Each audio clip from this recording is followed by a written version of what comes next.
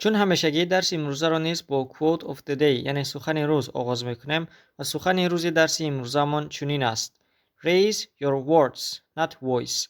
It is rain that grows flower, not thunder. by Rumi. ترجمهش به زبان تاجیکی می شود: کلماتت رو بالا ببر، نه صدایت رو.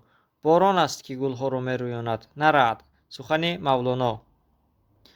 New words کلمه های نو. Word کلمه. Voice آواز. Thunder رعد. Wall دیوار.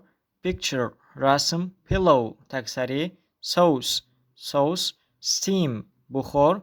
Raise برداشتن. Rise برخاستن. Grow رشد کردن. Talk گپ زدن، عادتاً با تلفن. Sleep خواب کردن. Dream خواب دیدن و یا آرزو کردن. Leave ترک کردن. Understand فهمیدن. Cook پختن. Get tired خسته شدن. Take care نگهبانی کردن. Take off کشیدن لباس. Put on پوشیدن لباس. در اینجا درس امروزه ما با پایان میرسد. لطفاً اگر به کانال ابونه نشده باشید ابونه شوید، به نوار لایک گذارید، فکر و عقیده های خود را برای بهتر کردن صفت درس ها در شرح ها نویسید.